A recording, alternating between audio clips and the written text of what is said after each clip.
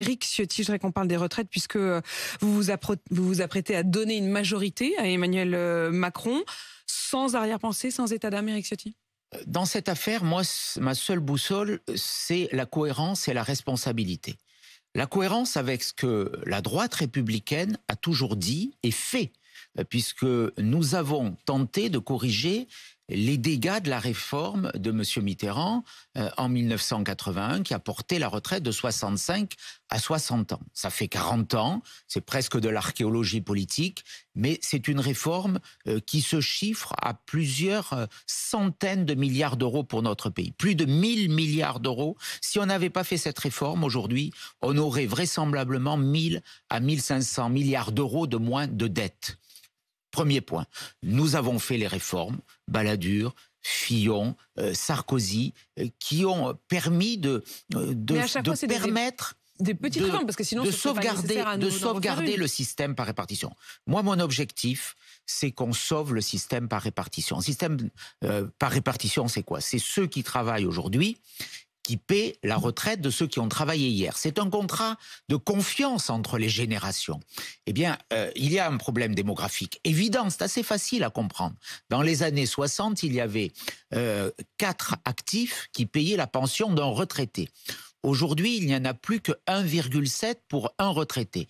Et demain, dans les années 2050, on sera presque 1,4 actifs pour un retraité. Il y a de plus en plus de personnes de plus de 65 ans. Là encore, on était à 1 sur 8 dans les années 80. On est à 1 sur 5 aujourd'hui, 1 sur 4 Donc, en 2050. Pyramide des âges. Donc ça veut dire que soit on change le système complètement. On a vu ce que ça a donné, la réforme de M. Macron, qui a échoué lamentablement en début de premier quinquennat, la réforme par points. Soit on va vers plus de capitalisation. Ça peut se faire, c'est ce qu'avait fait François Fillon d'ailleurs, dans la réforme de 2003, avec les plans épargne-retraite. Il faut favoriser cette retraite, ça peut être fait qui est une retraite pour vous. à côté, parallèle.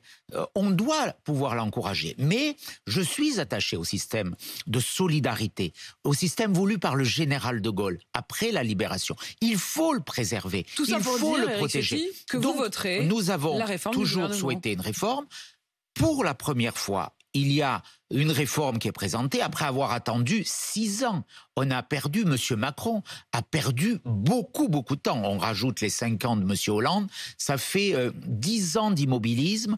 Et aujourd'hui, la réforme, elle doit être, c'est de la façon dont elle a été présentée, elle est plus brutale parce que du temps a été perdu, trop de temps a été perdu. Mais elle est aujourd'hui, elle est nécessaire. Une réforme. D'ailleurs, je constate dans un sondage publié par Les Échos ce matin que 60% des Français estiment qu'une réforme est nécessaire. Oui, après, ils ne sont pas forcément d'accord avec celle-ci. J'allais venir. Ils ne sont pas forcément d'accord avec les mesures, avec certaines mesures, mais chacun est conscient qu'il faut une réforme des retraites. Il faut être responsable.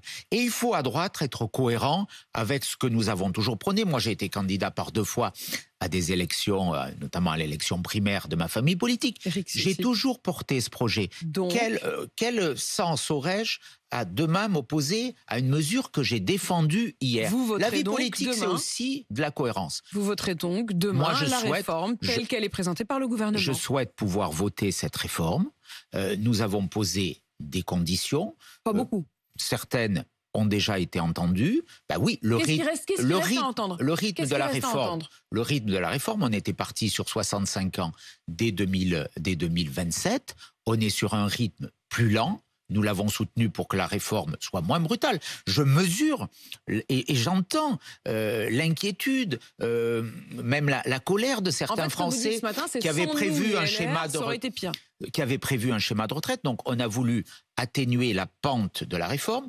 On a voulu, c'est un point essentiel, permettre aux petits retraités qui ont des retraites extrêmement modestes, indignes même, ceux qui vont rentrer dans le système, mais surtout ceux qui y étaient déjà et qui avaient des retraites très, très faibles, de voir leur retraite jusqu'à 100 € par mois revalorisée. En tout cas, là-dessus, lors de notre dernière réunion de travail la semaine dernière avec la Première ministre, nous avons été entendus. Alors,